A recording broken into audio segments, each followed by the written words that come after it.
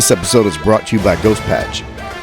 Ghost Patch is a law enforcement-owned and operated company specializing in patches, coins, and flex shields. Quality is top priority with low prices. They always offer free design work and never charge mold or setup fees. Stop letting the big companies rip you off and check out Ghost Patch at ghostpatch.com and ghostpatchcustom.com. Now to the next story.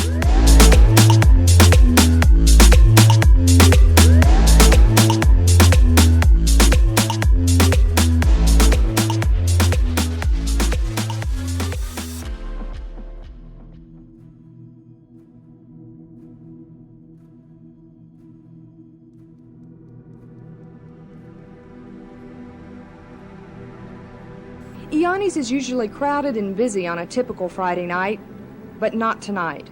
The doors are locked, the place is closed. Well, everyone is so distraught and upset, and in respect to the families, we felt that it would really be best. It's a real blow, and everyone really is in a state of shock at this point. It's quiet and calm inside the bar tonight, but this is where chaos broke out shortly after midnight last night. Police say a man came into the bar with a gun, shot his dance partner after a brief argument, and then walked down the bar shooting. 6 people were killed, a 7th person was seriously injured. The crime has left many people in a state of shock. It's shocking. That's a large number of people to be killed at one time, especially under the circumstances where they were strangers and it was a random act. Awful waste of life for no reason whatsoever. These people were wonderful, kind people who had, as far as I know, never done anything to anyone to harm anyone. Within 3 hours of the murders, Dallas police had arrested 39-year-old Abdelkrim Belachheb. He's been charged with murder, and he's being held tonight on $500,000 bond. Because of Abdelkrim Belachheb's actions, the way the state punishes convicted mass murderers is changing. 6 lives were snuffed out in this bar, Iannis, by Belachheb. When the Moroccan was convicted, he received the maximum penalty in Texas, 6 life sentences. He could not get the death penalty because he didn't commit another crime or kill a police officer in the process. But the laws change next week. Dallas County Assistant DA Ryder Scott is reviewing the 81 new state laws that will have an impact on law enforcement. The major change was sparked by the Belachheb murders. It would allow us to utilize the death penalty for that person, a sociopath, in other words, who would wantonly kill more than one person. Scott successfully prosecuted Belachheb. He helped form the mass murder bill and says it will be one of the best weapons law enforcement will have. Even if it does not have an overall deterrent effect across the board, it certainly gives us a viable alternative in punishment for the type of individual that would commit this very heinous type of vicious crime.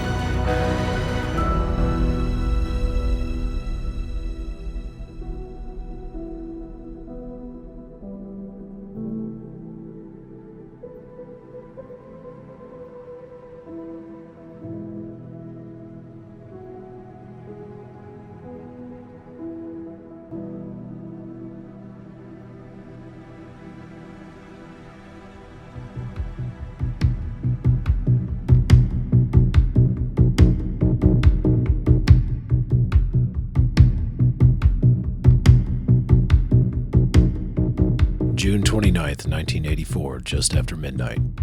In 52 days, the Republican National Convention will bring the eyes of the nation to Dallas, Texas.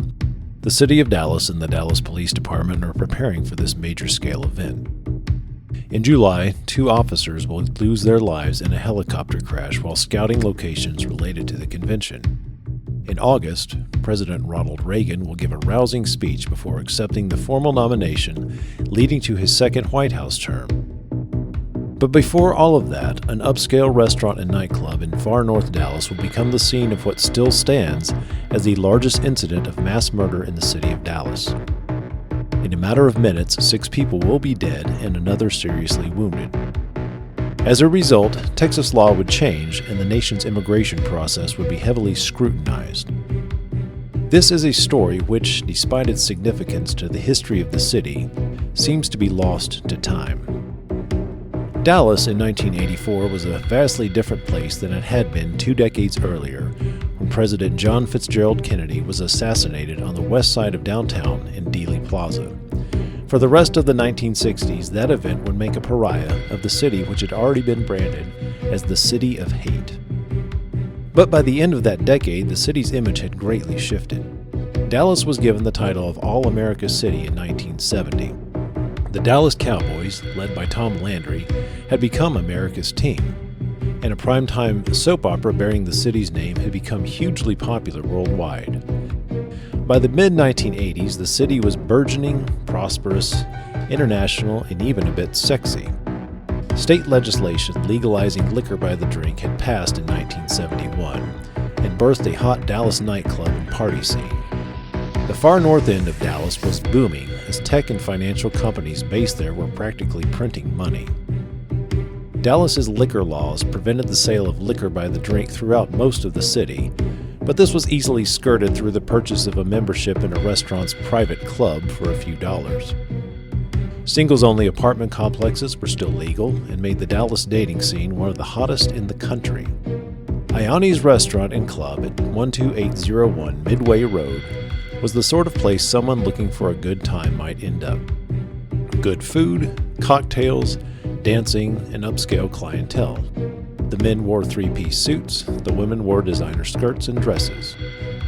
Both men and women had freshly coiffed hair in the latest styles of the 1980s. If you were looking for a chic entertainment on a Thursday night, this was a good landing spot. Late in the evening of Thursday, June 28th, the Mike Harris Quartet is playing in the bar room of Ianni's. Seated in the bar that night are a handful of regulars. Linda Lowe, 43 years of age, a pianist and singer herself, has migrated over to Ianni's from another nearby club after providing the entertainment during that establishment's happy hour. Upon arriving, she meets her friend, Janice Smith, a 45-year-old award-winning real estate agent. Janice has already been at Ianni's for a few hours, sitting in a booth with 32-year-old Marcell Ford, a United States Air Force veteran and a regular at Ianni's. The three of them then move to the U-shaped bar in order to better see the evening's musical entertainment. As the clock approaches midnight, 45-year-old Ligia Kozlowski, a relatively newcomer to Dallas by way of Chicago, enters the bar room and takes a seat on one of the swiveling chairs positioned around the bar's perimeter. Frank Parker, a local pimp who was known by sight to many DPD officers, was so familiar to the Ianni staff that he was in the kitchen making himself something to eat. 36-year-old Joe Manassi, a master mechanic for some of the highest-end car dealerships in the area, entered, sat down at the bar, and ordered a drink. John McNeil, a 38-year-old businessman working on a project for the United States Department of Agriculture, was seated with two other friends at a four-top table just adjacent to the bar. Approximately 20 other patrons were enjoying the music and company at Ianni's that night. Also at Ianni's that night was a 5'6", 130-pound, 39-year-old resident alien with light-skinned Arabic features, a French accent, and a mysterious persona. Dressed in a wide-collared, three-piece suit, Abdelkrim Belachheb was a con artist with a propensity for violence, whose lies and deceit were catching up with him. He was drunk, desperate for money, and looking for female companionship.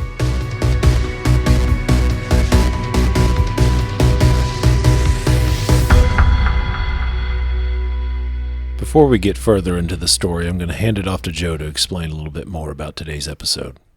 Hello, folks. I also want to introduce the voice you've been hearing thus far, Sergeant Dan Mosier. He's you might have heard him on a couple other intros that he's done. He's a lot more eloquent than I am, so he's reading this. Welcome, Dan. Thanks. This is your official first episode. Yeah, it's interesting to be here. I've heard so many of the podcasts, and now to actually be recording an episode, not just a little intro. So, and I appreciate you saying I'm more eloquent. I don't think of myself as eloquent. So yeah, well, I think the listeners probably have a few years of listening to me, and then they're going to hear you, and I think they'll be able to make a good judgment on that. So actually, a couple of years ago, this episode has been in the works, or at least in talks for you. You know, you want to tell the listener how we kind of stumbled on this case? It was just an interesting thing. We thought, well, this story seems to kind of be lost to time, and we wanted people to hear about it because we want this to be known. You know, these people died, and they should be remembered. I was living in Dallas at this time, and I was 10 years old. when this happened in 1984. And whenever you brought it to my attention, I was like, I started looking up the case. You sent me like the Wikipedia on it, and we started reviewing it. And then we found out there's actually a book. Yes. There's a book a very, very detailed book that I admit that Dan has done a deeper dive in this entire case, and he's done a lot of hard work on this, and that's why he's leading the show. That's why he is reading the script. We're going to try something new on this show. Most of our podcasts and episodes have been just conversation / interview. This is going to be more scripted story time and conversation about the broken up into segments. So you're going to hear a lot of scripted, which you've already heard some, and you're going to hear we're going to pause and we're going to talk about this crime, because I know that true crime podcasts are the number one podcast in the world, especially case studies like this. In this case here, like Dan said, that it has been lost in time. I mean, you have 6 people that lost their life. Another person got shot and they lived. And to this day, it is the most loss of life in one single incident in our city's history. And that says a lot. July 7th, 2016, pushed this. We lost 5 that night. But I'm surprised that it's still the largest loss of life in this city. Because even in some of the completely adjacent suburbs to Dallas, there's been larger losses of life in some of these incidents.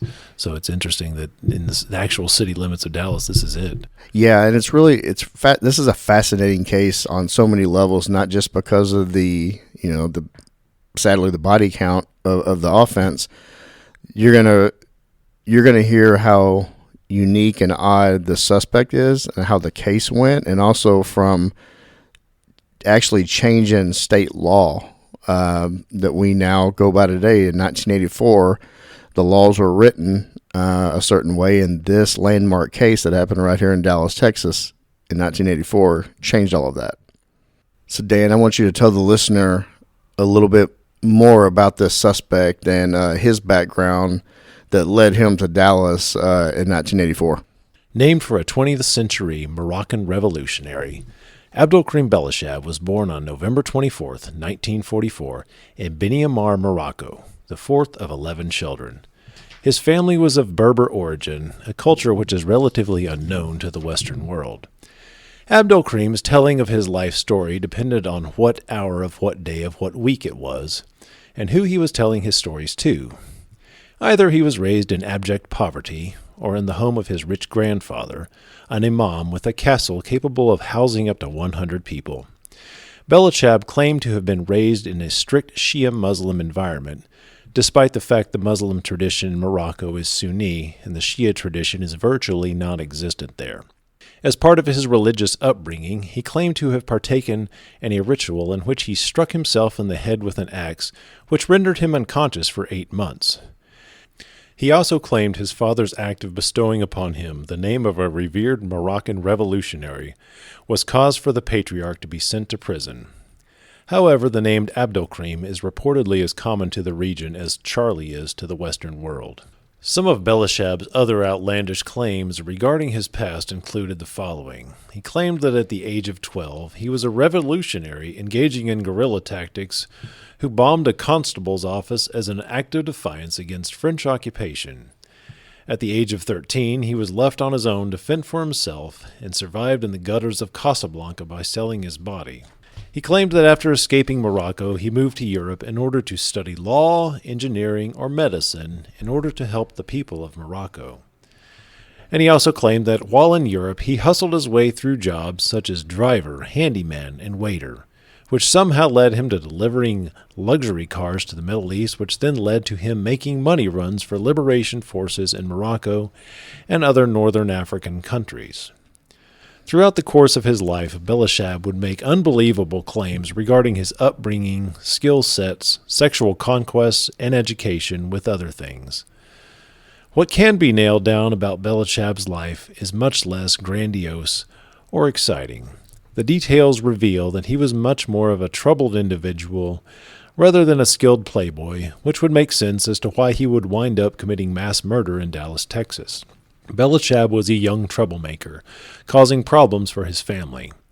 The story of him firebombing the constable's office is generally regarded as true.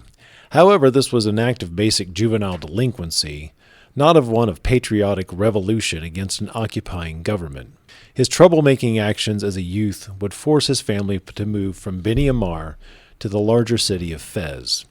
What is known for sure is that on June 21st of 1963, Belachheb assaulted a fellow Moroccan with a knife. This was the same year he went to Europe, so his story of moving there for altruistic and humanitarian goals was likely to cover the real motive behind this relocation, which was to flee from possible legal consequences. Whatever the reason, Belachheb ended up in Europe, though his exact port of entry is unknown. As a Moroccan in French territory, Belachheb was fluent in French and even had a bit of a French accent, so it is believed that he first entered through that country. Between late 1963 and the summer of 1965, he was refused work documents in Switzerland and the Netherlands.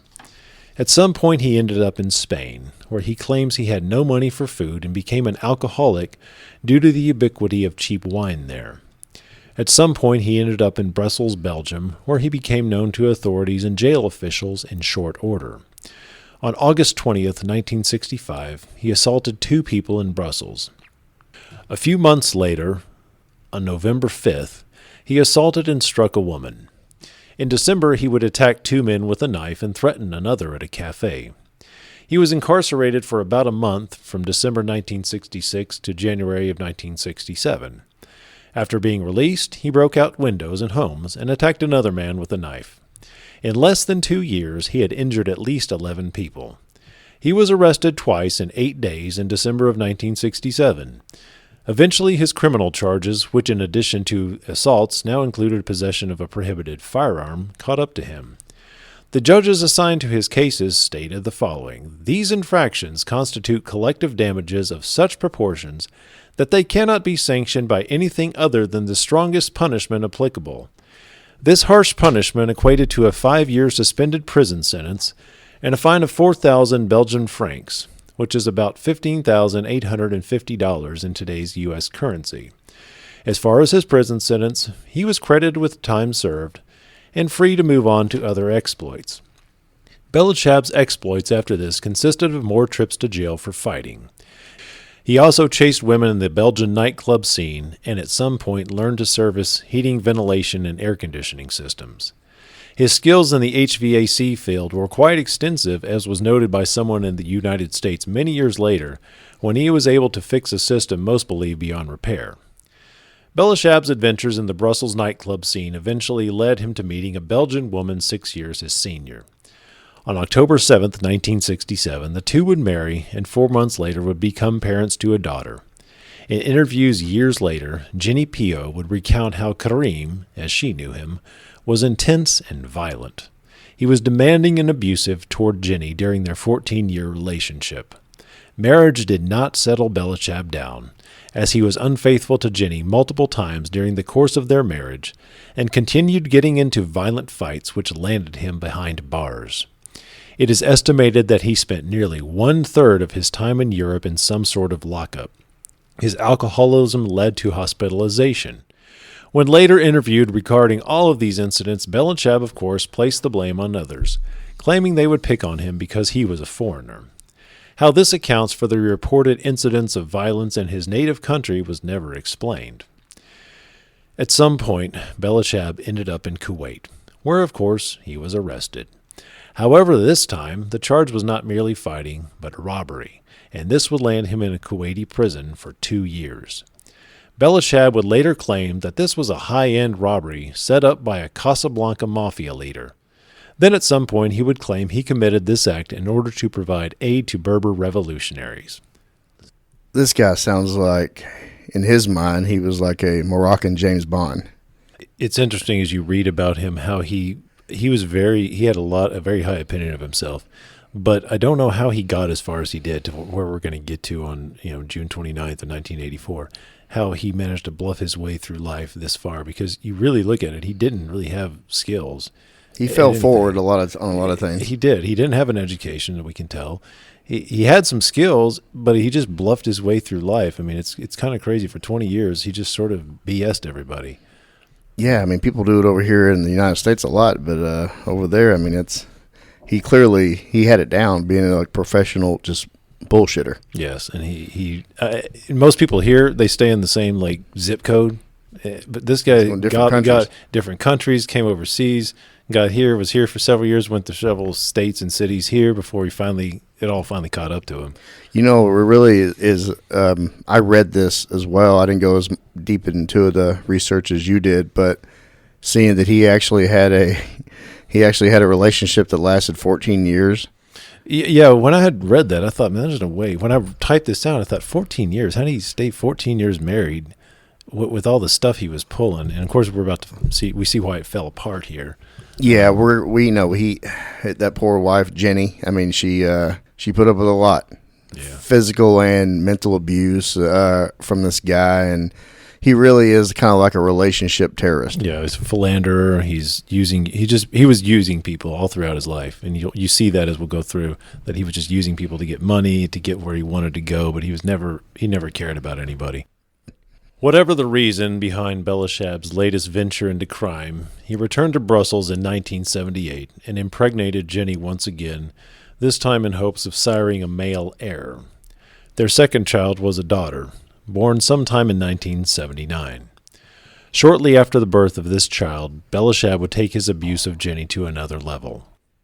On November 24th, 1979, he planned a celebration for his 35th birthday, in which one of his former mistresses and her new lover would come to his home for a dinner which Jenny would prepare.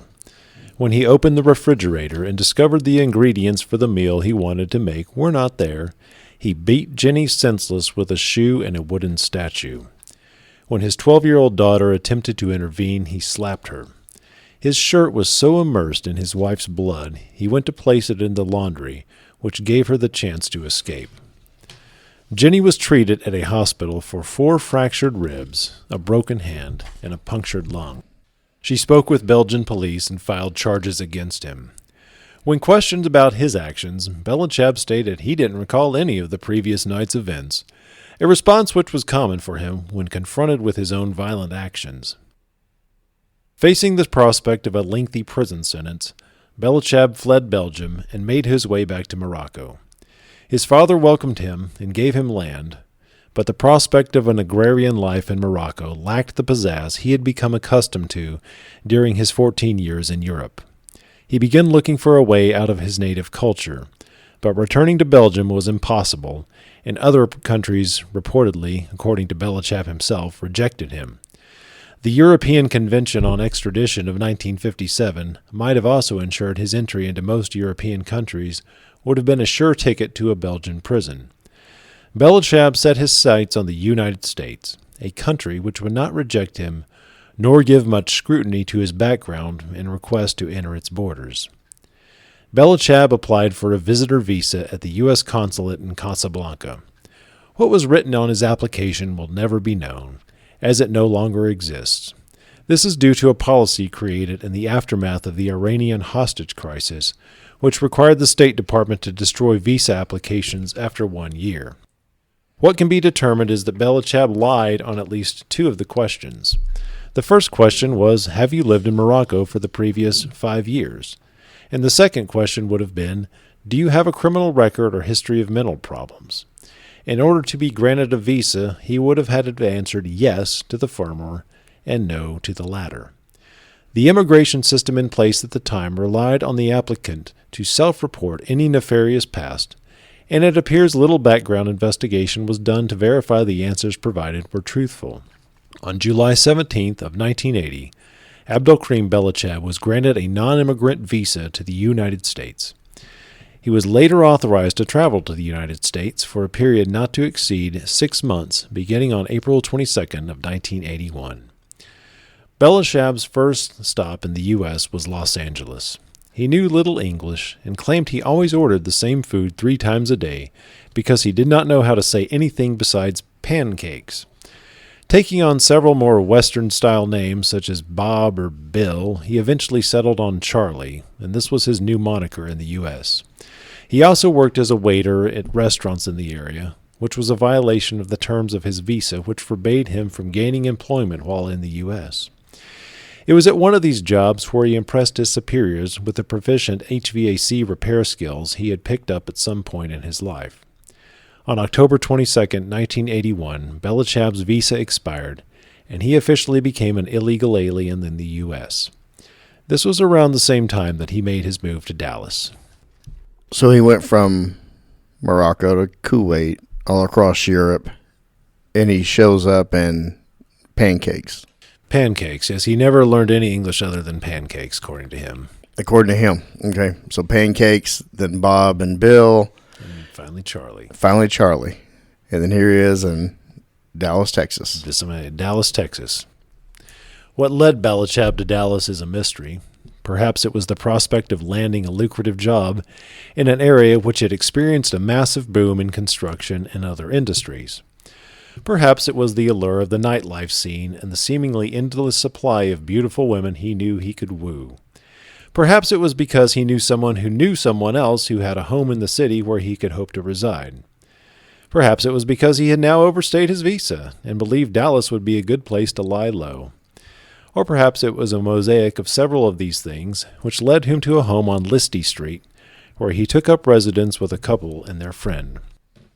One of Belacheb's first endeavors in Dallas was to learn English.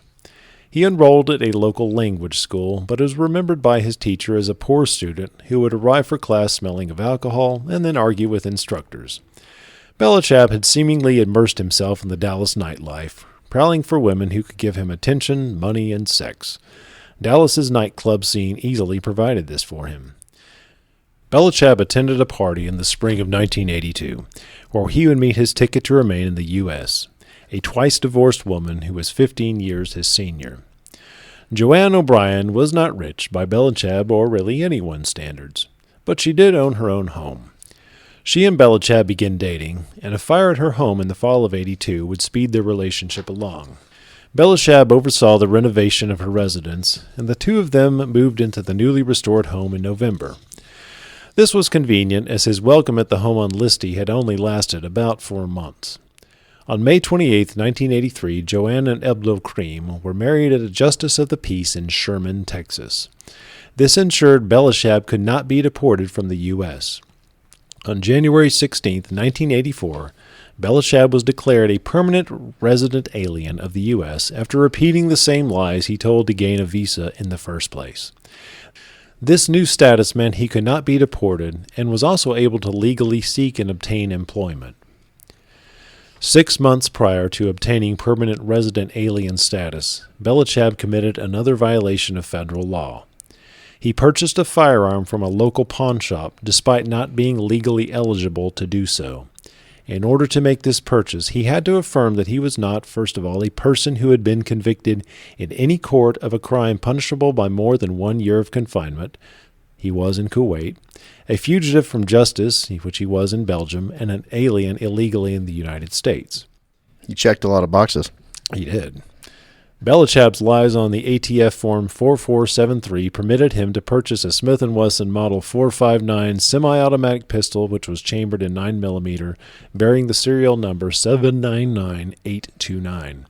This model was an updated version of a model released in the 1970s, was relatively new to the market, and was capable of holding 15 live rounds in the magazine and an additional round in the chamber.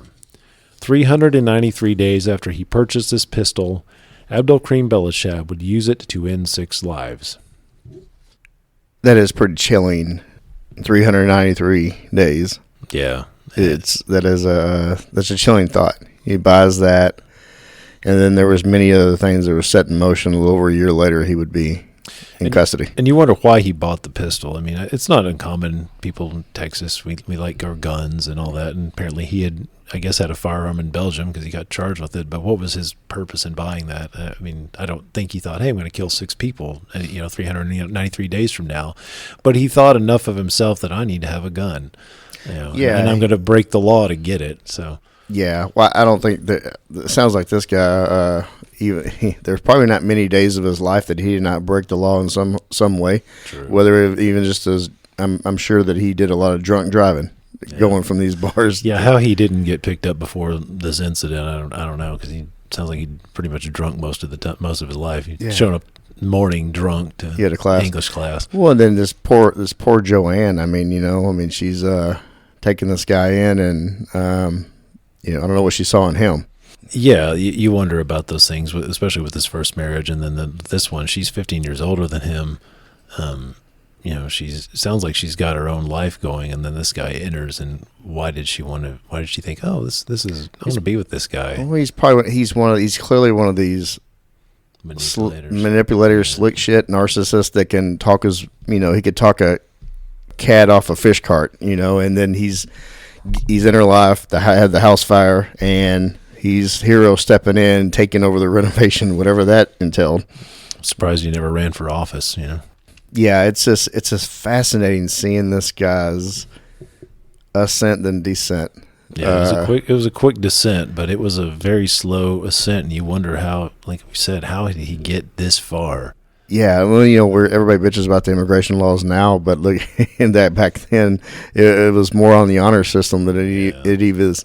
It's in now. Yeah, it was not a good system, and it's funny that the way that he got in, the way he skirted the law, and the reason we can't ever go back is because they had issues with another issue, and it just curtails and spirals downward.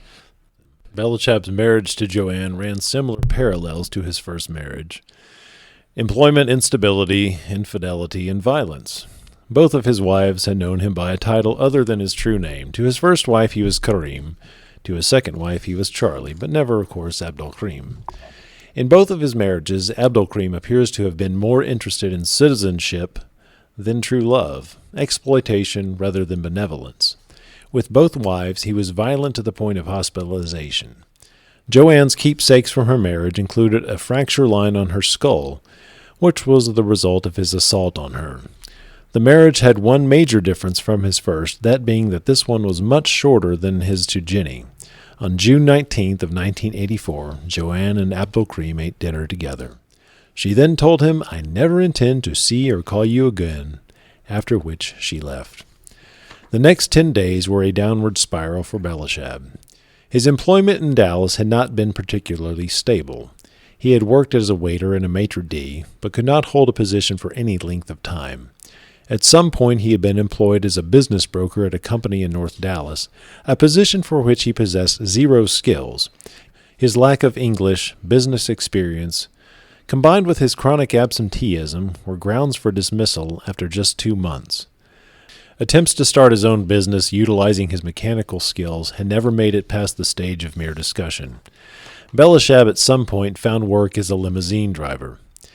It was during this venture when he would meet a local businessman who took a fancy to Belachheb and thought he might be good selling luxury automobiles.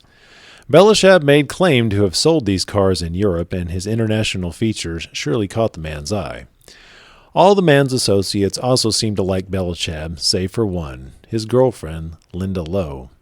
Initially, she thought Belachheb seemed nice, but quickly soured on him and found him creepy and concerning. Lowe will come up later in the story, correct?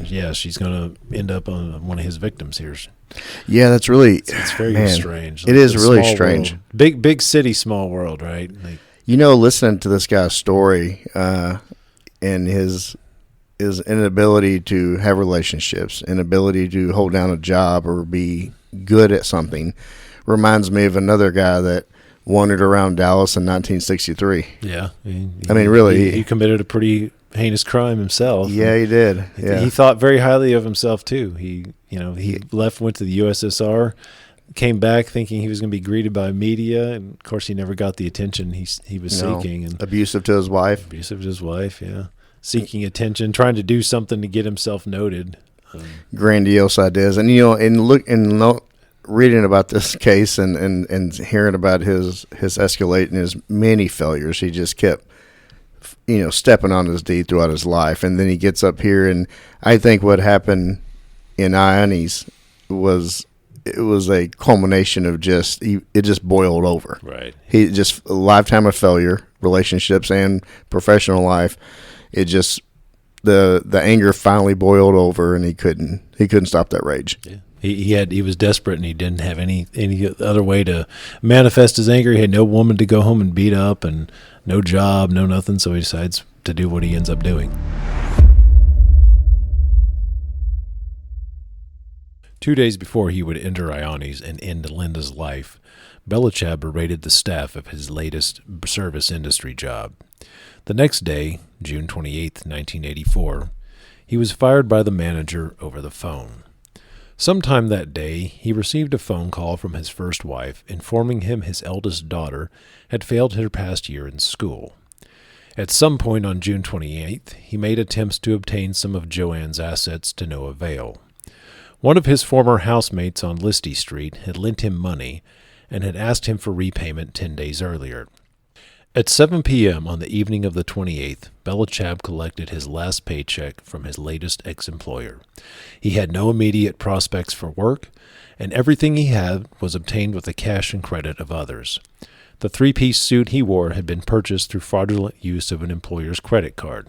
His vehicle, a white Chevrolet Caprice station wagon, which was more prototypical of a 1980s family on the go and not a mysterious international playboy, had been financed by a co-signed loan.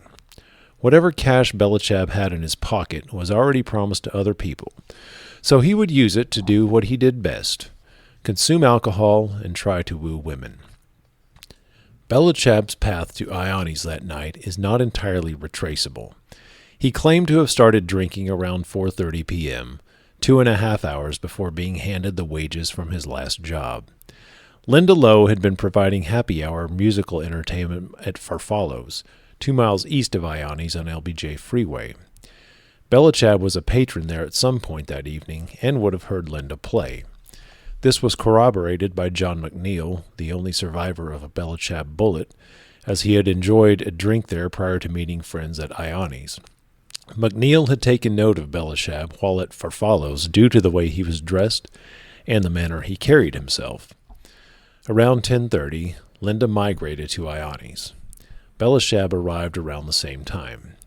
He quickly took to looking for female companionship for the night, first hitting on a patron, then on the singer for the Mike Harris Quartet. He struck out with both attempts but did not give up. By many witness accounts, he spoke with most of the women present and even danced with several, but his attention was fixed on Marcell Ford. Marcell was a regular at Ianni's, as were most of the patrons that evening. Belachheb had been spotted there earlier in the week when he had purchased a membership at the restaurant's club, and by his telling, she had gone home with him that night. However, this should be taken with a grain of salt, as Abdelkrim Belachheb was more likely to spin outlandish tales than tell the truth. Whatever their prior knowledge of each other was, his attention was focused primarily on her. Marcell was one of the younger patrons at Ianni's that night. She was a young, single professional woman who could hold her own and owned a home in a nearby suburb. When men crossed the lines she set for them, she pushed back. Her father, the proprietor of the Star Liquor Store at the corner of San Jacinto and Lamar in downtown Dallas, had been shot to death in a robbery of his shop in 1978. Her mother ran a restaurant next door and was used to dealing firmly with drunk jackasses. Marcell was beautiful, tough, and quick to put men who got out of line back on the straight road. Marcell's status as a frequent patron of Ianni's was likely due to the establishment's reputation as an upscale establishment where a lady could enjoy a high-class time without being ogled by creepy men. Linda Lowe may have enjoyed that aspect of the place, but she was also a lover of good music and had gone there to see the evening's entertainment. Linda was from small-town Texas, raised in strict religious fundamentalism. After high school, she left the shackles of high-demand religion and pursued her own love of music. Her skills on the piano would be utilized at churches throughout the region, but her real love was entertainment. For over 20 years, she had applied her talents throughout the DFW area and even had a stint playing in Las Vegas. Few would have guessed this talented and beautiful woman was old enough to have 2 grandchildren. The U-shaped bar at Ianni's featured high stools with winged backs. The bar itself was trimmed out in dark hardwoods typical of the era. Janice Smith sat on the corner of the right side of the U. To her right, completing that side of the U, were Linda Lowe and Marcell Ford. No patrons were seated on the right side of the bar past Marcell's position. Legia Kozlowski sat on the bottom right corner of the U, and to her left sat Joe Manassi. Other patrons sat around the bottom and left side of the U. John McNeil and two friends sat at a table several feet behind Janice, Linda, and Marcell's position. Abdelkrim Belachheb approached Marcell at some point, and a conversation ensued. According to witnesses, they had been engaged in conversations all night, all initiated by Belachheb, and it was clear Marcell wanted him to go away. What was said in that final conversation will never be truly known, as one half of the discussion was murdered a few minutes later, and the other half was a noted liar. Marcell said something to Abdelkrim, and he attempted to put his arm around her, but she either pushed him back or slapped him. Linda and Janice then laughed. According to witnesses, they were engaged in their own conversation and not paying attention to the exchange between Marcell and Belachheb, though he likely believed they were laughing at him. Belachheb turned and walked out of the establishment. An employee of the location followed him briefly to make sure he left and observed him get into his vehicle. So I kind of want to stop here and just kind of chat about this. This is starting to unfold, and Belachheb is... He has a choice here. Yeah, he has a choice just to put that crappy station wagon and drive and get out of there, or go to the next club. But he didn't go that route. Nope. He takes a very unfortunate choice and very violent choice here. But yeah, this is like the two paths in life. What's your choice going to be here? We know where it's going, but sad that he's about to choose the wrong path. In the parts of reading this book that he was already failing that night at what he was trying with the ladies, and life's failures start stacking up in that night, and then getting brushed off by Marcell, and then him walking out thinking they're laughing at him. That really was just kind of that was a breaking point. That was lighting the fuse. Yeah, and you're going to see here in a second, he sits in his car for a while. So this isn't like he just in a rage. He thinks this over. Sadly. Yeah, if you could be a fly on the wall in that car in those moments when he entered it and before he got out with that gun, Proceed. On the floor of Belachheb's car was a bottle of low-grade whiskey and a box of hollow point 9mm bullets. Also in the car was the Smith & Wesson handgun he had purchased a year earlier. After sitting in the car for at least 15 minutes, Belachheb exited his vehicle and walked toward the front door of Ianni's, armed with his pistol and 2 full magazines. The live band was on a break, and one of the members was attempting to pay his bar tab when Belachheb brushed by him and stopped a few feet from Marcell Ford. A band member observed him pull the pistol from under his jacket, cycle the slide, and eject a live round onto the floor. Why Belachheb ejected a live round is unknown. Perhaps he was not aware his pistol already contained a chambered round, or he performed the cycling action in order to look and sound intimidating. Cycling the slide on a semi-automatic handgun is a trope often used in movies and television for effect, but anyone remotely familiar with firearms knows that this is an unnecessary action and may result in wasting a functioning round. I'm glad you brought that up, because how many times do we see in movies with, like special forces type people, and then they always jack around in before they make entry. Right, and anyone who uses guns knows you got your gun loaded already. You don't, it's for effect, right? Because it looks cool and it does look intimidating. Yeah, because in the old days you cock your revolver. Well, we don't have that with a semi-automatic handgun, especially like one that doesn't have an external hammer. So you got to do something to, Yeah, well, I would like to say some of these technical advisors on these like movies that you see people do that, there has to be someone say, hey, that's kind of unnecessary, because there's already a round jacked in, especially somebody that's very familiar with guns, and especially somebody that's either a cop, they're portraying a cop in a movie, or some special forces guy that's about to go into a compound. They would not be doing that. No, but and you wonder, did he see that on TV or a movie or something? He either thought, I need to cycle the slide, or did he think, this is going to get my point across before I start shooting? Or it is the equivalent of like with somebody with a shotgun that jacks around in, on a shotgun, because it does sound intimidating and it will get people's attention. Yeah. Eyewitness accounts of critical incidents often differ from one another, even among those who are standing in almost the same positions at the time of the incident. This is sometimes attributed to untruthfulness, but the reality is most people will go their entire lives without seeing any types of murders, serious car crashes, or similar traumatic events.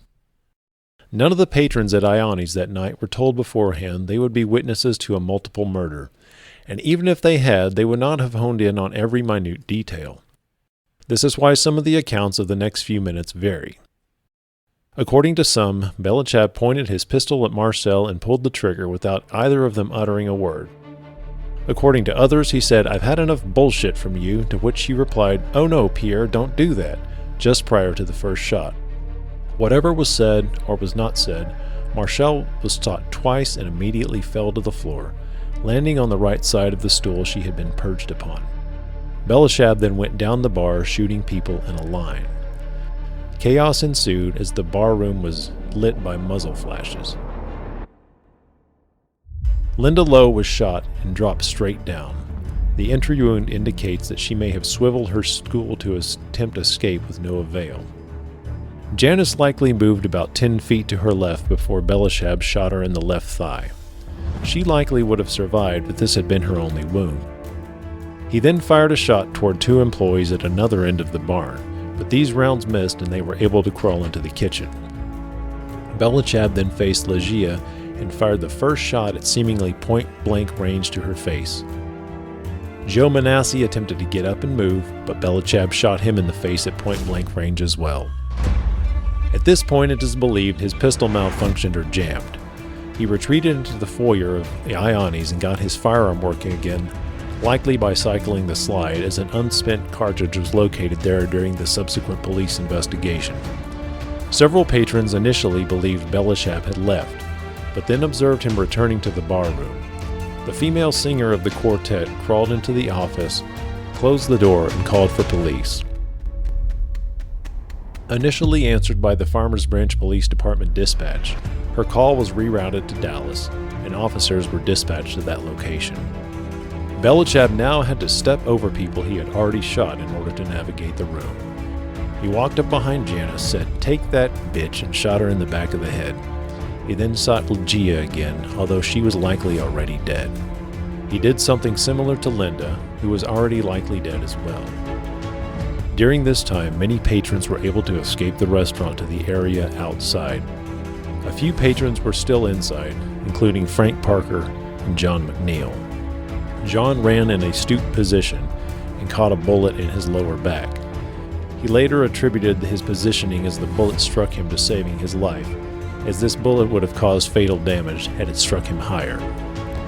Frank Parker had been in the kitchen during the entirety of the first shooting. He chose to leave the safe confines of that area and, according to a witness, rush at Belachheb in order to stop him. Belachheb shot him in the middle extremities 3 times, and he fell down next to a potted plant and died. The patrons who had escaped the outside saw Belachheb leave and go to his car. While outside, he fired one more shot at an Ianni's employee, but missed. He then got into his station wagon and drove away. 6 people inside of Ianni's lay dead and another one wounded. The medical examiner would later determine 3 of the dead were killed by contact wounds, meaning the barrel of the pistol was in contact with their flesh when the bullets were fired. A waitress at the location would describe Belachheb as very calm from the minute he started to the minute he finished. I didn't realize that his gun had malfunctioned and he had to make it work again. Yeah, it's interesting on that he had gone out to the foyer and done something, and then it's another fork in the road. He could have left at that point, like, okay, I've made my point, but no, he decided to go in and inflict more carnage and chaos. Yeah, then even going up to the ones that he had already shot, and they were down, just for good measure, to make sure they're dead. Yeah, that's pure evil right there is what that is. I mean, I don't know how you say anything else. It's overkill and it's just evil. In 1984, the Dallas Police Department's Patrol Bureau was divided into 5 geographic divisions. The address where Ianni's was located now sits in the North Central Patrol Division, but that would not exist for another 2 years. After the initial call was answered by the nearby suburb of Farmers Branch and rerouted to Dallas PD Dispatch, Officers Thomas Hall, badge 4298, and Catherine Arnott, badge 4642, of the Northwest Patrol Division would be the first 2 DPD officers dispatched. They arrived at Ianni's at 12:21 a.m. Dozens of more officers would arrive, along with Dallas Fire Department personnel and ambulances. John McNeil was quickly loaded into an ambulance and driven to a hospital in Farmers Branch. Marcell Ford was also loaded into an ambulance and driven to Parkland Memorial Hospital. She was pronounced dead on arrival.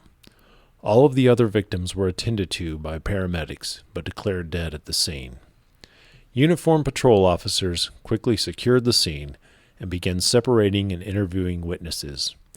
Plainclothes detectives from the Dallas Police Department's Crimes Against Persons Division arrived and set to the immediate task of finding the person who had just murdered 6 people, wounded another, and fled into the night.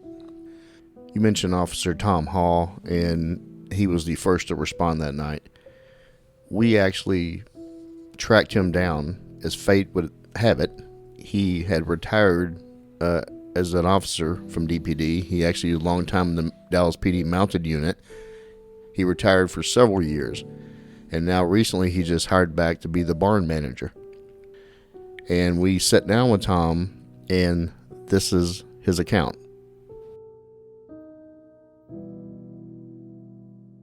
All right, sir, go ahead and tell us your name. Tom Hall. And your badge number is and was? 4298. And on June 29th, 1984, how long had you been working for the Dallas Police Department? I got on in 77. I went through the academy at 19 when I was in 79.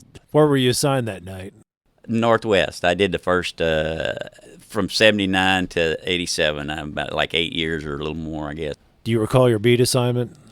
I want to say it was 536. The 530s ran all the way from, like I said, Northwest Highway to LBJ. And I want to say it was like 536. I'm not positive. But So right around midnight or so, you got a call at 12801 Midway at the Ianni's. Do you recall what the first call you received, what they said over the air? Yeah, they said it was a disturbance. Just inside a disturbance? It was fighting or arguing, just a disturbance. And then what happened as you were driving to the call? Yeah, it didn't take long, and then an additional information came out from the dispatcher that it was a man with a gun. So when you arrived there, what did you encounter? More than I expected. In other words, they had stepped it up an additional time after that. Shots were fired. So at least 2 different instances where we kind of stepped it up a little bit, but I was still a little hesitant to believe that it was as bad as what it sounded. When I got there, there were 2 or 3 people that were coming out, running out to the squad car, trying to encourage me to move a little faster, get more ambulances, do this. Oh, it's horrible. And at the time, I guess in my mind, I was kind of downplaying it a little bit. I wasn't expecting quite what I saw when I walked in the front door. What did you see when you walked in? It was quite visible that at least the 3 of the people at the very front part of the bar, closest to the front door, had all been shot in the head. And you could see that from the front door as you walked up? Almost, yes. Yeah. What did you do once you got there? You were the first one there, is that correct? Yes, sir. I had a female officer working with me. Someone that I don't think I had ever worked with her before. She was new. She was a rookie, as I recall. Was that Thornton, Catherine Thornton? Arnott Thornton, yes. Did an excellent job helping me. When I first walked in there, the first victim, and I know y'all can call these guys by name. I don't remember them. I've got them written down here. I guess I should do that. I'll let y'all make the names. I'll just tell you. I called them, as I got to them. But he was slumped over the bar in a large pool of blood on the bar. He was still seated in his bar stool, and his head was laying on the bar. I want to say they were double hit in the head. I'm not sure if one of them was, or all 3 or 4 of them at the front of the bar there were, but it was a mess, I'll put it that way. Well, when you went in, you said you attended to the victims, and you were describing the first guy you saw slumped onto the stool.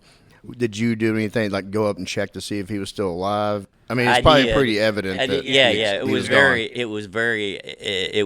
evident that he was. I mean, like you could the wounds were significant to the head, and then the pool of blood covered from front to back almost across the bar.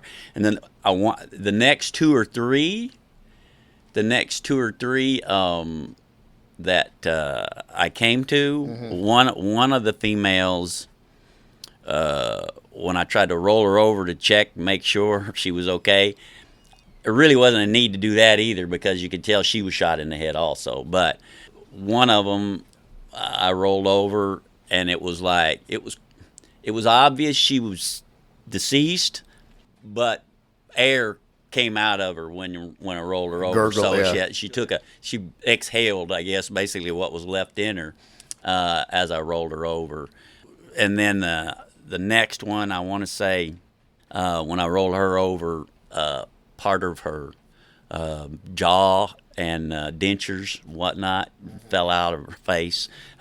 So it was an ugly scene, you know. And you saw the first 3 to 4 right in the front.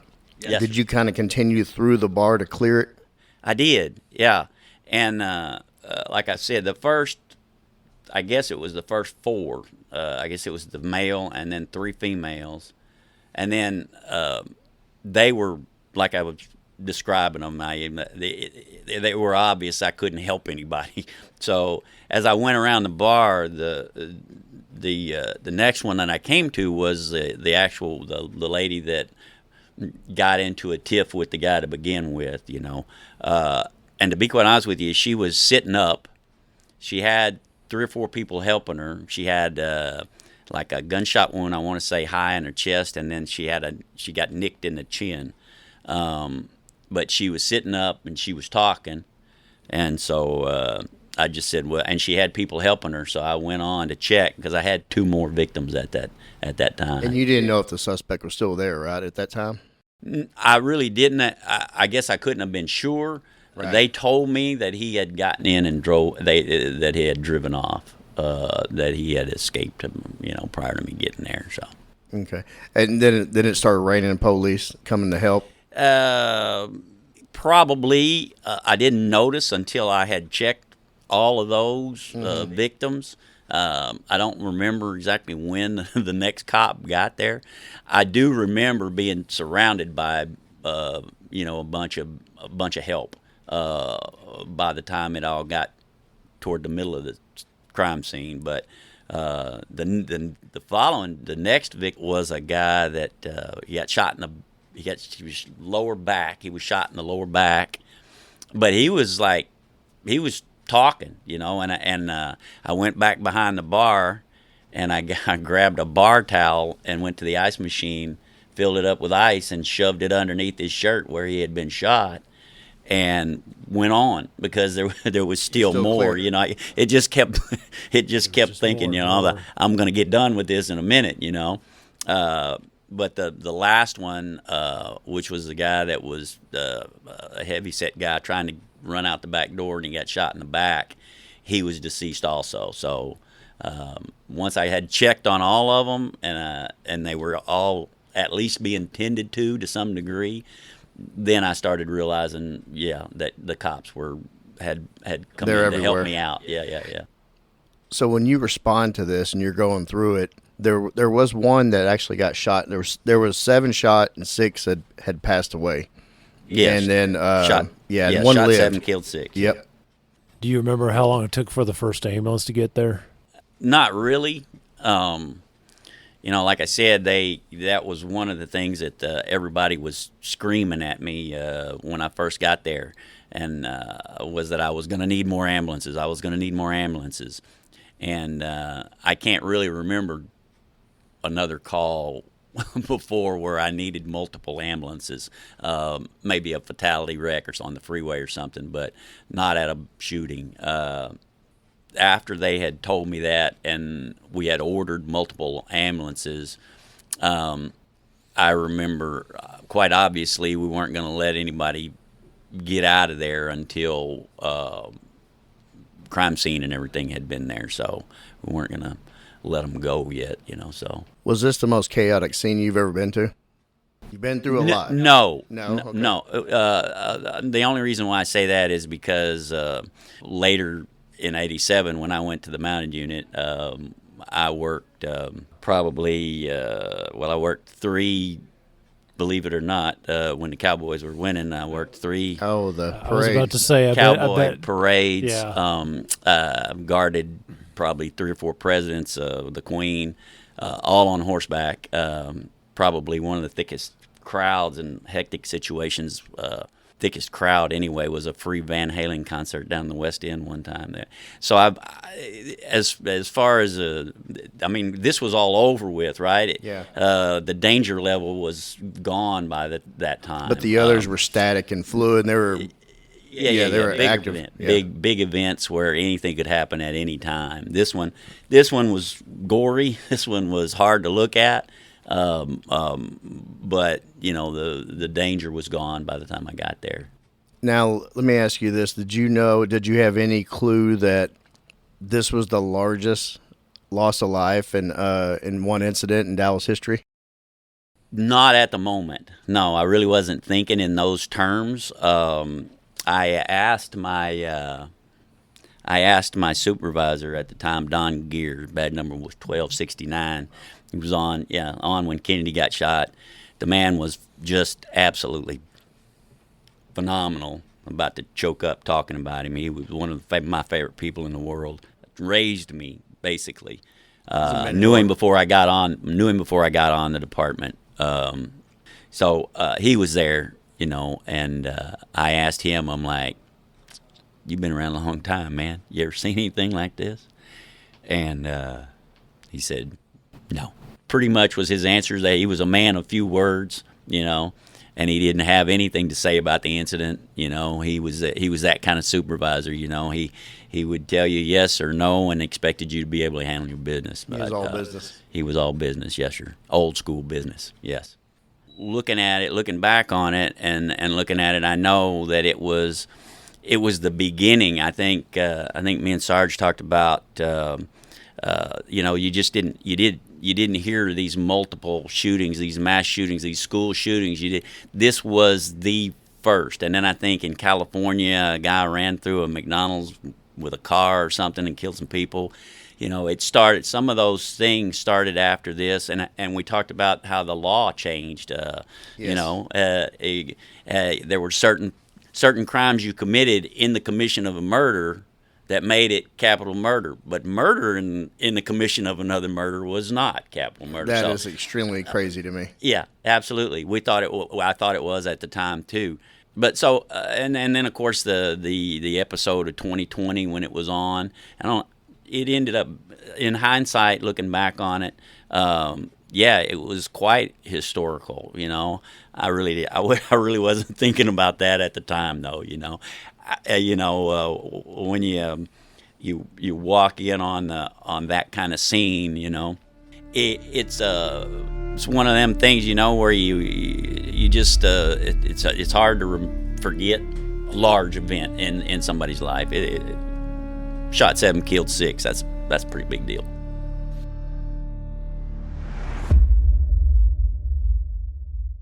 Thank you, Tom Hall. That was great. Police work is mostly reactive.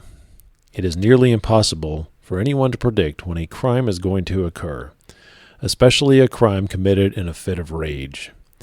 The criminal almost always has the advantage of being several steps ahead of the police. Sergeant Bill Parker, badge 2055 of the Homicide Unit, was awakened in the middle of the night to assemble his team of detectives and first, identify an unknown suspect, second, find the suspect in a very large metropolitan area, and third, arrest and book the suspect. Task number 1 seemed almost impossible upon first look. Belachheb was a bit of a mystery man who had not used his real name with any of the Ianni's crowd. His residence and any information regarding his acquaintances was unknown to anyone at the scene. Fortunately for Bill Parker, he would catch a huge break within about 15 minutes of arriving at Ianni's that night. All criminals make mistakes, especially when they are desperate, and Abdelkrim Belachheb's trail of mistakes would lead police to him very quickly. A little after 12:30 a.m., Officer Thomas Haney, badge 4766, responded to a motor vehicle crash on Bryson Drive in the Lake Highlands area of Dallas. The 9,000 block of Bryson runs between a park, a greenbelt, and a neighborhood of homes, and this was where Haney found an abandoned white Chevrolet Caprice wagon with its passenger side resting against a utility pole. Both passenger side doors were severely damaged, the rear passenger side window was completely gone, and a tire was deflated. Officer Haney, as all sharp and observant cops do, shined his flashlight into the vehicle's passenger compartment and immediately noticed a bullet on the front seat. Further examination of the vehicle by flashlight revealed a box of 9mm bullets and a bottle of whiskey. The rearview mirror was ajar, and a clump of Belachheb's toupee was stuck in it. By this time, reports of the shooting at Ianni's had been broadcast citywide, and Officer Haney realized this vehicle was likely related to that incident. Bill Parker was notified and responded to the scene of the crash as quickly as he could. Upon arriving, he searched the car's messy interior and found multiple papers with different addresses for Charlie, none of which were close to the vehicle's location. Parker then found a job application listing Mohammed as a reference and a checkbook with Belachheb's name in the piles of junk. Both of these documents listed an address of 10906 Listy Drive, which was about 600 feet from where Bill Parker was standing at that moment. It's like you said, criminals always leave clues behind. Yeah. And this guy takes off in that shitty station wagon, and he can't even make it. He can't even make it the last 600 feet to where he's trying to go. Just crashes into a utility pole, and his toupee, or just toupee as we like to refer to it, gets gummed up in the mirror there. What's funny about this guy is he is a career criminal, but he's not a very good one. He's a clumsy career criminal, and he runs off rage. He's not calculating, obviously, or planning.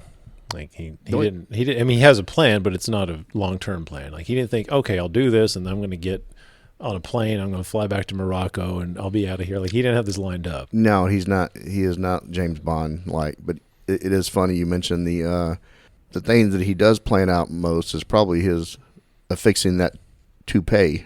Yes, or toupee. Yeah, even his hair is fake, as it turns out. He's this nice head of hair we saw in these pictures. Like the pictures that you see after he's booked in, he's bald on top. Like everything about this guy was phony. Yeah, that didn't happen overnight. Even that gray fancy 3-piece suit that he stole off somebody's card. Yeah, probably lost his hair from years of lying and put some stress on you.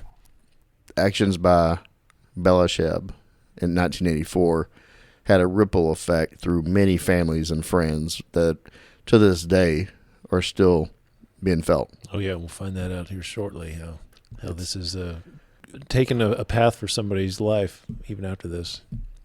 As it turned out, Belachheb's flight from the parking lot at Ianni's had taken him east on LBJ Freeway before exiting into the Lake Highlands area of Dallas and trying to navigate himself back to the first home he had resided in upon arriving in the city.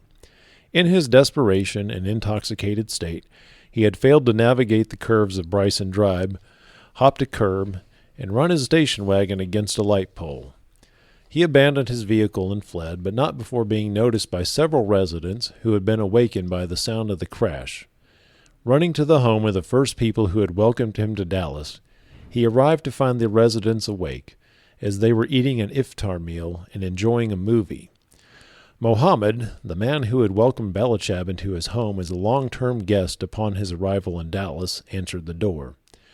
Belachheb pointed his pistol at Mohammed, who yelled for help. They then wrestled for the firearm. Mohammed was able to get the gun away, at which point Belachheb said, "Kill me. I came to kill you." After a brief conversation, Belachheb said, "I killed some people in a bar on Midway." This was initially met by unbelief, and Belachheb entered the home and began begging for the gun back, stating he had a list of people he needed to kill before he killed himself. Mohammed refused to give him the gun back and hid it between a mattress and box spring in another room. Belachheb then laid down and recounted his deeds at Ianni to those present.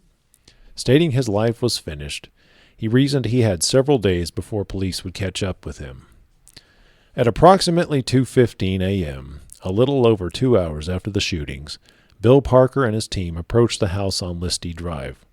They encountered a woman smoking a cigarette in the front yard and asked her, "Where's Charlie?" She replied he was in the house. They then asked about the weapon, and she said they had taken it from him. After a few more questions, Bill Parker and his partner entered the house and approached the rear bedroom where the woman told them Belachheb was hiding. Both men approached with their service revolvers drawn, and Bill Parker kicked the door. Belachheb and Mohammed were inside. Belachheb was on the mattress with his head in his hands. Parker gave verbal commands to both men, then quickly realized which was Belachheb, as he was wearing the same suit described to him by the witnesses at Ianni's. He was ordered onto the ground and searched. A fully loaded 9mm magazine was in the left pocket of his suit. His pant legs were coated in blood, bone fragments, and brain matter. Bill Parker's partner, Detective Paul Lashnet, badge 2812, placed Belachheb in handcuffs and escorted him to a police car. After being read his Miranda rights, Belachheb responded only with a question: "How did you catch me so fast?"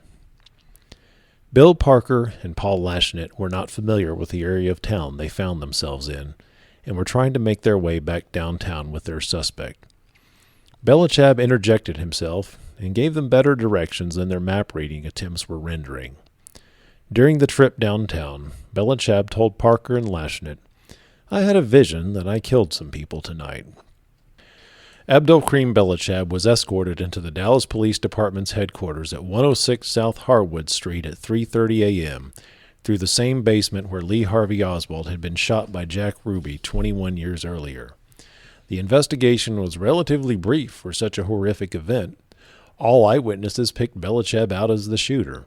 The murder weapon had been recovered. Belachheb's clothes were covered in blood and tissue from his victims. His friends on Listy all said he had told them he was the shooter. Bill Parker made the decision not to interrogate Belachheb, as he had no desire to do so and did not see the point. His case was as airtight as one could hope for. Dun, dun, dun. Little they know that there's going to be a lot of twists and turns in this story. Yeah, and the twists aren't so much with the case. They did an excellent job that night. I mean, this was textbook police work. And really quick for what it was. I mean, you would have thought this would go on for days. I mean, this guy, nobody knew who this guy even was, and we got him nabbed and in jail in 3 hours.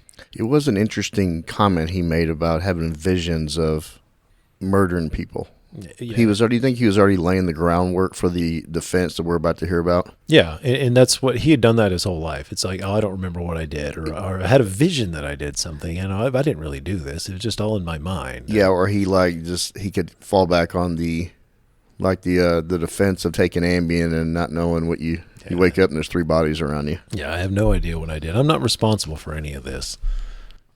Fascinating. Damn fool. The day of the Ianni's Massacre was the 12-year anniversary of the United States Supreme Court, handing down a 5-4 ruling in favor of the appellant in the case of Furman versus Georgia. This 1972 ruling had declared existing laws regarding capital punishment in the United States invalid, and all death sentences throughout the nation were commuted to life imprisonment. By 1974, Texas had reinstituted the death penalty to comply with the guidelines the Supreme Court had implemented.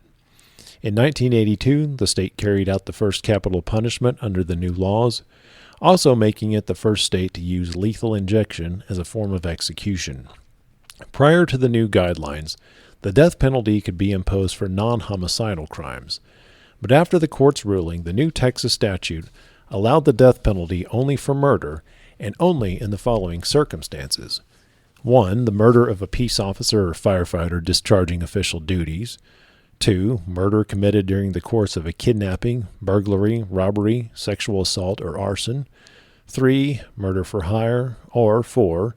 Murder while escaping a penal institution or in the murder of a prison employee committed by a prisoner. Since Belacheb's actions did not meet any of these circumstances, he would not be eligible for the death penalty. Had he taken any property from any of the patrons at Ianni's that night, his actions could have constituted robbery, and he would have no doubt been sentenced to death upon conviction. But since his act was simply shooting people out of rage with no other purpose, he could not be placed on Texas' infamous death row. Most in the general public assumed Belacheb was going to be subject to the death penalty, so the subsequent outrage from learning the stiffest possible punishment would be taxpayer-funded prison for the rest of his natural life sparked outrage. At the time of the massacre, approximately 66% of U.S. citizens favored the death penalty, and even those who opposed it could see a strong argument for it in this case. Regardless of the possible punishment, the Dallas County District Attorney's Office now took the task of prosecuting Belacheb for the murders. Bill Parker and his team gathered the evidence and turned it over to the county for prosecution.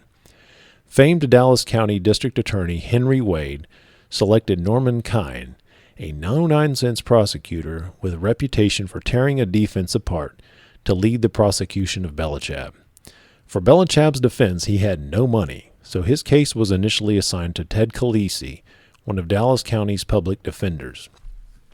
The evidence against Belacheb was overwhelming, and trying to make any claim he was not the gunman would be laughable. The work by DPD had been meticulous and by the book, so attempting to get evidence thrown out on technical grounds would likely prove futile. Therefore, Khaleesi had a few options to try to adequately defend his client. On July 5th, he announced he would be submitting an insanity defense, saying, quote, "We're just talking about a sick person who had been sick for many years and it finally just blew up." Insanity defenses are often misunderstood by the general public. TV, movies, and popular opinion paint the picture they are frequently used and are mostly successful, which results in accused criminals walking out of the courthouse scot-free into the free world. In reality, an insanity defense is hard to mount. The burden of proof for guilt or innocence is the prosecution's. For an insanity defense, this burden belongs to the defense, requiring they prove that the defendant was not only suffering from a mental disease or defect, but that he or she did not know their conduct was wrong because of the disease or defect. This can prove financially costly, as psychiatric examinations and necessary research can add up quickly. Insanity defenses are rare, and even more rare is their success. In the event a defendant's insanity defense is successful, he or she will likely be sent to a mental hospital until a judge deems them fit to re-enter society. Unfortunately, or possibly fortunately, for Khaleesi, his tenure in this matter would be short-lived. On August 14, 1984, Frank Jackson, a former football player turned lawyer who had also been named one of the top 10 defense attorneys in Dallas, announced he would take Belacheb's case pro bono. Jackson would also personally assume the extensive costs of hiring expert testimony to build an insanity case. A reenactment of Belacheb's actual trial would probably not make for a compelling TV show or movie. The guilt or innocence phase began on November 2, 1984, and concluded 5 days later. The prosecution methodically laid out the evidence from beginning to end, then rested its case. It was then Frank Jackson's turn. Jackson never disputed the facts of the incident. He instead spent the next 2 days bringing before the court a panel of doctors and experts on mental health to lay out the case for Belacheb being mentally deficient and therefore not responsible for his actions. Norman Kine was then allowed to counter with a group of his own experts to convince the jury Belacheb was perfectly sane. Among these was Dr. James Grigson, who was famously nicknamed Dr. Death for his roles in securing capital punishment in cases where that option was on the table. After much back and forth, the jury began its deliberations on November 14th. The next day they reached unanimous verdicts of guilty for each of the 6 murder charges. Belachheb received sentences of life in prison, but due to the same laws in place at the time which kept him off death row, he would be eligible for parole on June 29th of 2004. It's interesting. We see this a lot where high-powered attorneys take on cases pro bono more because they know it's a notoriety. It's notoriety, and it's basically a walking, talking billboard in the media that you're taking a case that defense attorneys do this a lot. Yeah. And you're also taking a gamble because you're probably going to lose. Like this one, I mean, he had an uphill battle. But your name is out there a lot more. That's true. Like, hey, I did the best I could for this guy, and he killed these people. There wasn't much to it. There's so many doctors in history that get named Dr. Death for different reasons. Yeah, really. Have you done much research on Gregson? No. Read about him? He's interesting. The movie The Thin Blue Line, it's about the killing of Robert Wood. He came into the play on that one. What was his role? He argued for what's his face? The guy that was convicted. He argued that he should receive the death penalty, and the whole controversy with him was that he basically, if the prosecution said, "Hey, we want the death penalty for this guy," he'd be like, "Oh yeah, he's a danger to society," and he would almost just rubber stamp it. That was what they said anyway. It was probably a little more complicated, like a hanging judge, yeah. And he'd come up there and say, "Oh yeah, this person is sociopathic, and if he's released into society, he'll kill more people." And I'm sure that was his role here, was also saying, "Look, this guy, there's nothing wrong with this guy. He knew what he was doing," and fortunately, it worked. So, one thing that kind of, I didn't bring it up earlier when we talked, but you saying that this shooting happened just 21 years after the Kennedy assassination, it's kind of chilling. That is. To think. I mean, here we are, we're 60 years. I don't know. This is still crazy that was that short of a time frame. And there were a lot of officers on the department that were either had just started or had been on for several years when that happened. Well, Bill Parker, I would imagine. Yeah. They were all pretty. They knew that case, and some of them may have even been in that basement when Oswald was shot. I don't know. When I hired on, that's where I had to do my physical agility test, is down in that basement. Yeah. Of where Oswald was shot. Yeah, we were still using that building until the new millennium here, the 2000s. It's crazy. And now it's a courthouse, and it's a beautiful building. It hasn't changed much, and it's now where they have municipal court. Yeah, we didn't. I like that we didn't tear something down in Dallas. We have a history of tearing things down, so I'm glad we preserved that building. It is a very beautiful building, and very historic. It served the city in a lot of ways for many, many years, and it's still doing it. Yeah, I believe it was very dated, that building. Just on a side note, I remember reading something about a study that was done by an outside firm back in, I think, in the 50s or 60s, and they said this building is outdated and needs to be replaced, and we still used it for like 50 more years and probably reconfigured a door or something here and there, but that was about it. Yeah, we actually have an original door from that building, from the homicide unit. Yeah, it's a famous door. Famous door. Proceed. The 69th Texas legislative session was set to commence on January 8th of 1985. An amendment of the state's list of homicidal acts which were death penalty eligible quickly became a top priority. Soon after Belachheb's conviction, Democratic State Representative Tony Palumbo of the Houston area's 128th State District submitted a bill for the next legislative session which would become House Bill 8. Republican State Representative Patricia Hill of the 102nd District in Dallas would co-sponsor this piece of legislation, giving it bipartisan support. The bill received little opposition as it moved through committee and was passed by the Texas House of Representatives on March 12, 1985, 256 days after Abdelkrim Belachheb's massacre. The new legislation, which made mass murder punishable by the death penalty, also made serial killing a capital felony. A portion of the bill which would have made it a capital offense to commit murder if someone had a previous conviction for murder had been nixed prior to passage.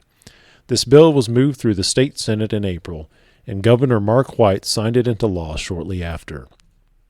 Today, a murderer in Texas may be eligible for the death penalty for the previously mentioned conditions, as well as several other circumstances such as the murder of a child under the age of 10 and murder of a judge in act of retaliation. All of these additions to the law have stories and criminal court cases behind them which led to change. It's still fascinating to me that this Slipped through the cracks? it slipped through the cracks. That law slipped through the cracks. That murder in the commission of murder, as Tom Hall put it, was not a death penalty case. Well, and as Tom Hall also brought up, this whole thing of mass killing. I mean, you look through history and you see this wasn't the first time. It wasn't like this all started in the 80s, but it was very rare. And you had this happen.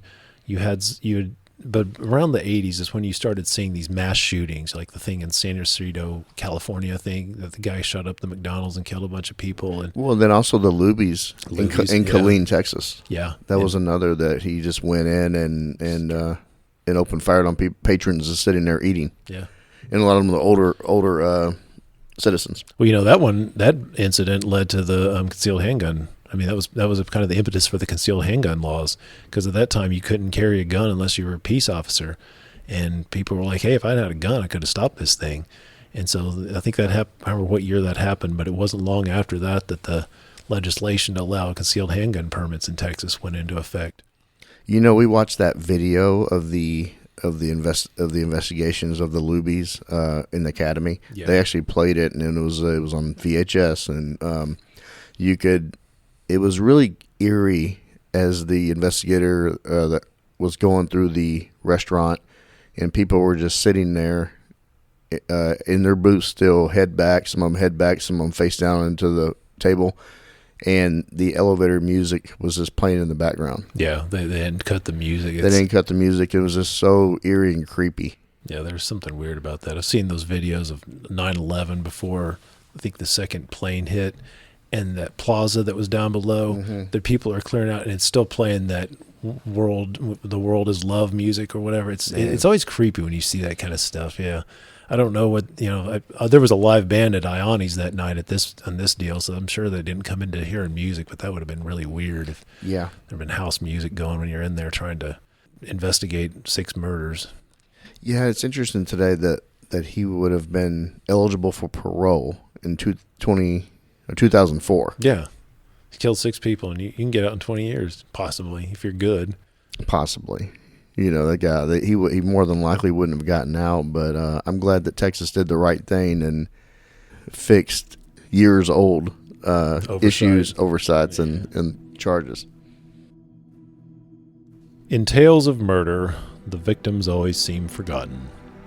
Focus is placed on the offender and his or her backstory, childhood, and civil rights.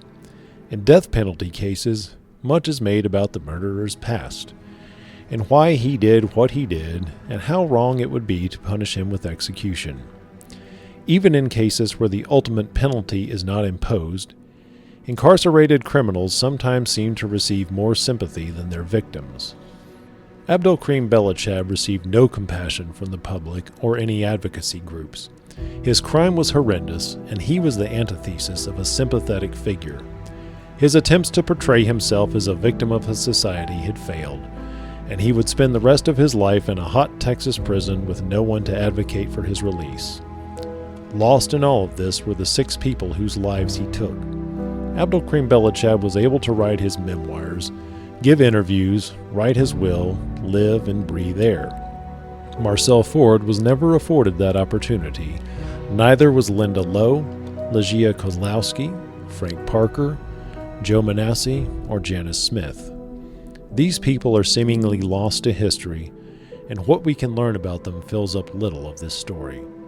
This story should be more about them, but because their lives were snuffed out by a violent con artist, we know little of them, but have a plethora of information about Abdelkrim Belachheb's pointless life. The families of these victims buried their loved ones and had to continue going about their lives with heartache and pain most of us can never imagine.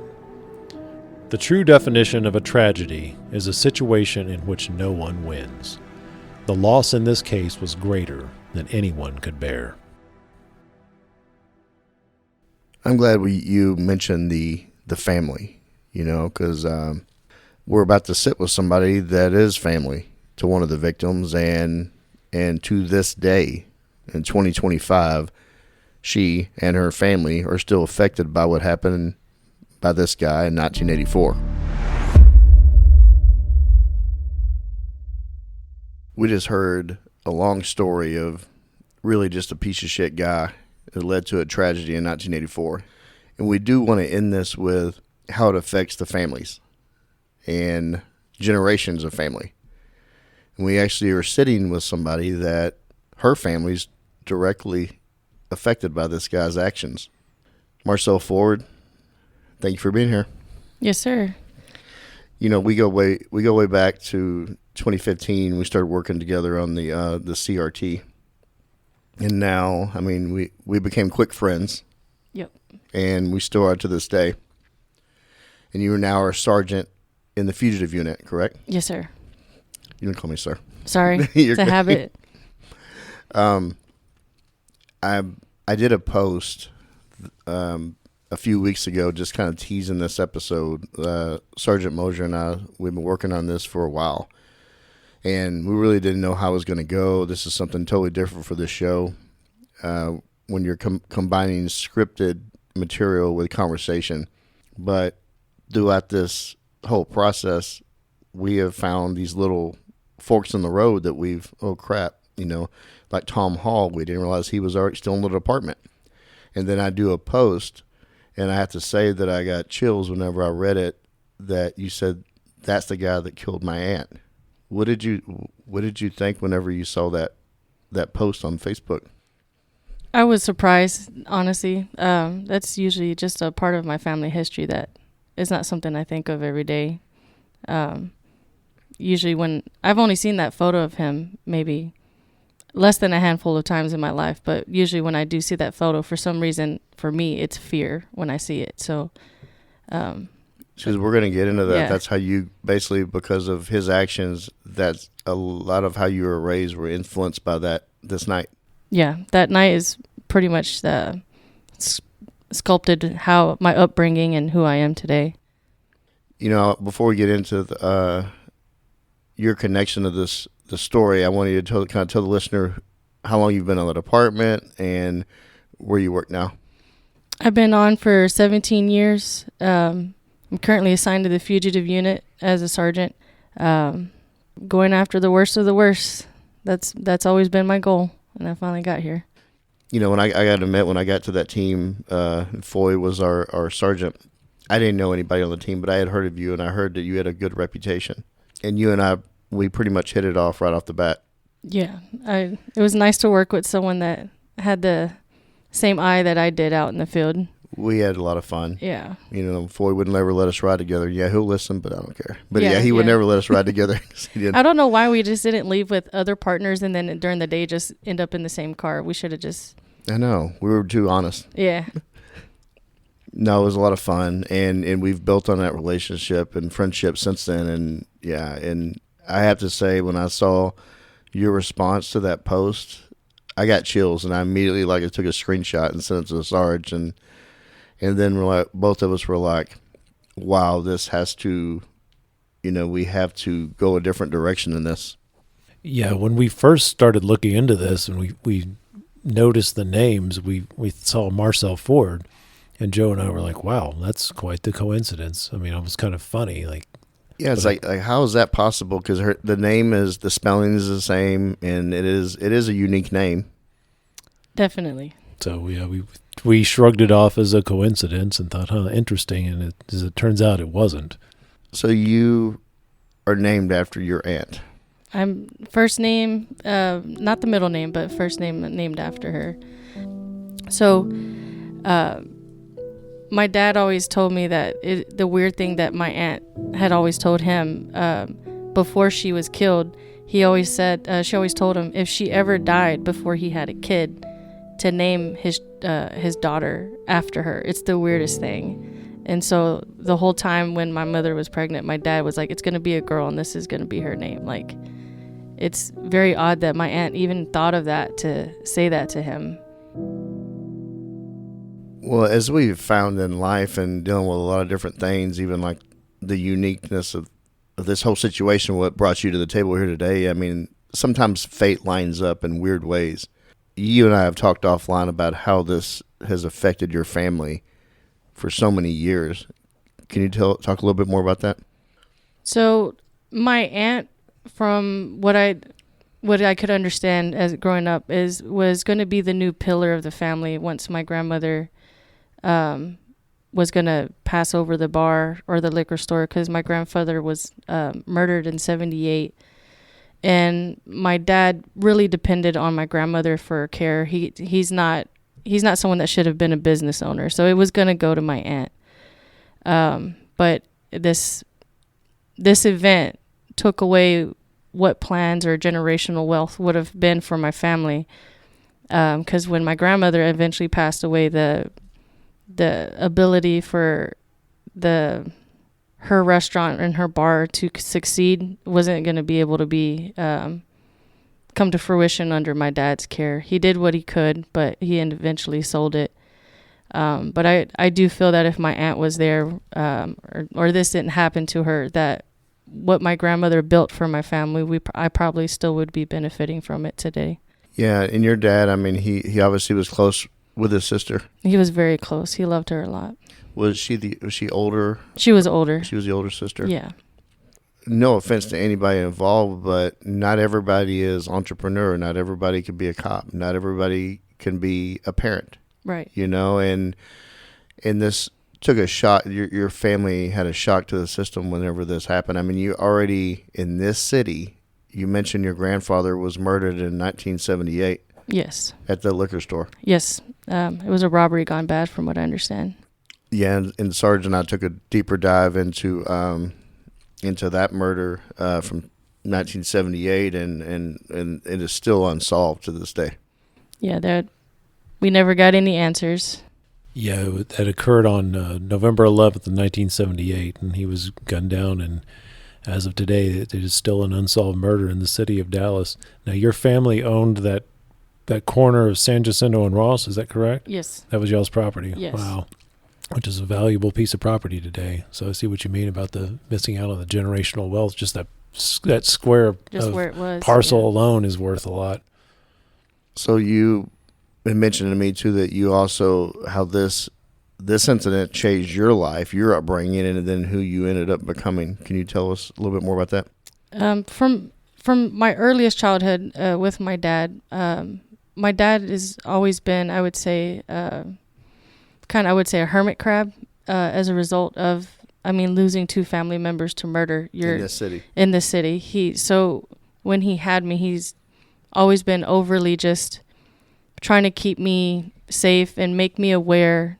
We used to sit on the porch and watch Cocker Hill PD do traffic stops. And so us doing that and him talking about how they, can protect themselves, kind of started putting that in my mind of, maybe that's the direction I need to go in, since he's always instilling in me, pay attention to what's around you, pay attention to who's walking around you, don't be rude to people because you don't know what's going to happen. My dad put that, I wouldn't say paranoia, but just be aware of your surroundings so you can survive is what he always tried to instill in me. He instilled hypervigilance. Yes. Hypervigilance would be very accurate. Growing up, you had you can't blame him for he has seen two major tragedies within his own family, and then you're the daughter, and you're named after his sister. Yeah. And he didn't want to lose you as well. No. And when I told him I was going to DPD, he wasn't too happy because he was like, really? You're going to put yourself in a position where I might lose you too? But I was like, I'll be fine. That hypervigilance has actually served you well in this profession. Oh, for sure. And the angel watching above too also helps. But yeah, I do think that from my early childhood of learning how to watch out for yourself, it does, transpose to being a police officer. The symbolism of being a Dallas police officer, especially of what your family's history here has been, tragedy, how important is that? Yeah, I never looked at any other agency. I grew up in Dallas. I love Dallas. I'll always take care of Dallas. Like, I always put 110% of whatever someone's asking us to do to make us as safe as possible, so no one has to deal with what my family's dealt with. And you also carry that Marcell Ford name too. Yes. Marcell, since I've known you and closely and worked around you, I can honestly say from the outside looking in that you have served that Marcell Ford name very admirably, and you should be very proud of the work you've done. I appreciate it. You come a long way growing up in the Cliff. Tons of family tragedy. The city of Dallas has given your family a lot, but there's taken away much more. Yeah, the trajectory from my grandfather being murdered and my aunt as well as, I think, the general wealth that, like I said, my grandma and my grandfather was trying to build for us, it diminished very quickly. It started in 1978. Yeah. Your grandfather, and then in this deal in 84. It's this. We talk offline about literally every crime that happens, every murder that happens, sex assault, a child offense, child abuse. It can be generational.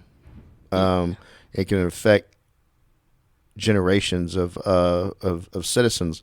And us as officers, we handle these types of calls, and we have to be robotic-like. We have to be, because we have no connection. But this case here that Sergeant and I just kind of stumbled upon a year and a half ago, it's interesting that it actually literally has, in some ways, connections to us. Yeah. And especially when I found out, my heart sank when I found out it wasn't just a coincidence. Small world. It's a very small world. Yeah. Big city, but very small world within that city. We're all connected somehow. We are. Yeah. And now you're part of the show. We want to document this crime and the significance of this crime in this city. And I know many other cities have larger loss of lives, and actually some small suburbs around Dallas have had more mass casualties from one incident. But this is still the most in Dallas history, even with all the crazy events we've had, from the Kennedy assassination to the headquarters attack to July 7th. This case here, which I think has been kind of forgotten in time by a lot of people, but definitely not by the Ford family. Not at all. Yeah, that was the officers retired that responded out there, or the juries and the judges that dealt with the court proceedings and the legislative stuff that we try to get changed. I'm sure it's all forgotten. I think people now just think it's the norm for the death penalty in the state of Texas, but not realizing where it originated from for us to have that right as a victim of this kind of crime. If you could say one thing to your aunt, what would you tell her? I hope that if I do ever get to meet you, that we can, we have a lot of catching up to do. I would love to catch up and get to know somebody that I think I have a lot in common with, and I was never given that opportunity. Marcell, thank you so much for coming on here. That we really, really appreciate that.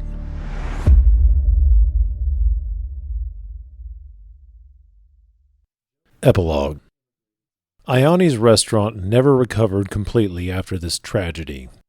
Joe Ianni had immigrated to the United States in the 1920s as a child and opened his first restaurant in Dallas in the 1950s. After his death in 1973, his daughter had taken over the business and opened the upscale Midway Road location bearing the family name in 1983. The restaurant reopened shortly after the massacre of June 29th, but the notoriety was never shaken. Morbid gawkers would come in to see where the tragedy had taken place and be politely asked to leave.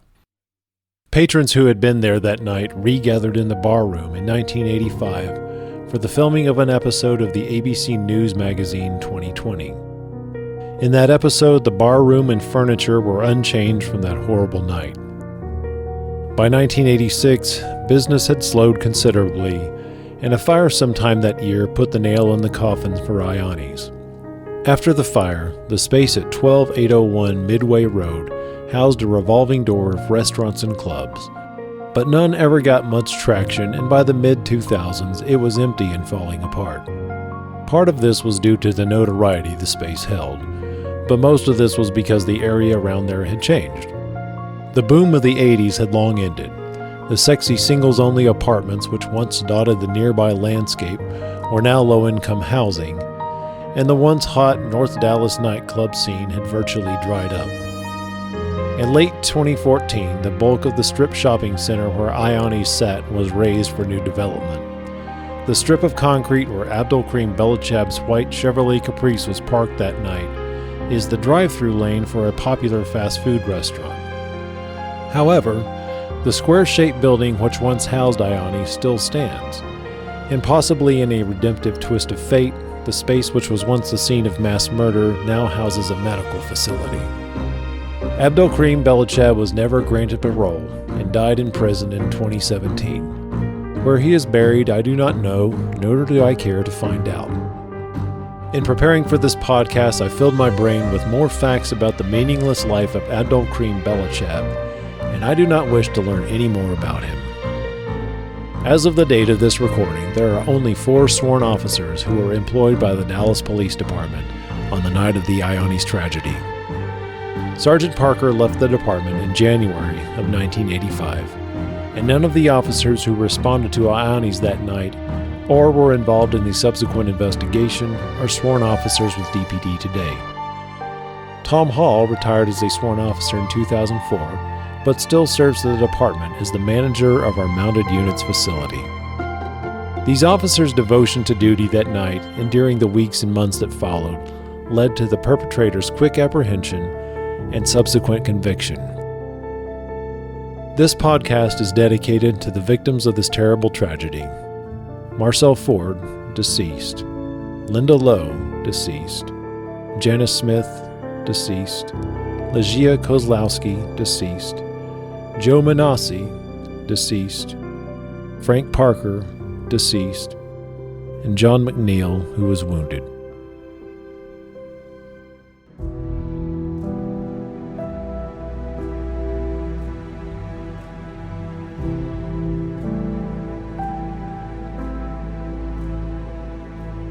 Six lives were snuffed out in this bar, Ianni's by Belachheb. 6 people were killed. A 7th person was seriously injured. It's a real blow, and everyone really is in a state of shock. It's shocking.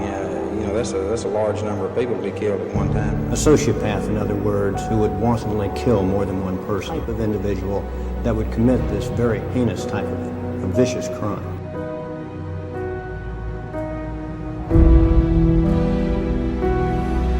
Heard the cock of his gun, looked up, and that's when he proceeded to shoot Marcell.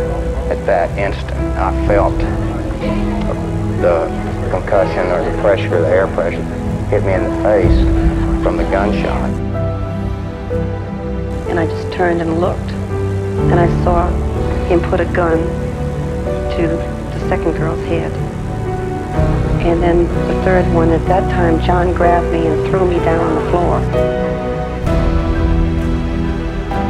I pulled her back here and threw her down here, and I grabbed some chairs trying to pull them up around her. And my stomach across the dance floor and just got underneath the baby grand piano. I put my head down by the pedals and just pretended I was dead. I pulled the chair over and put my protection up because we were sitting ducks. All he had to do was turn around.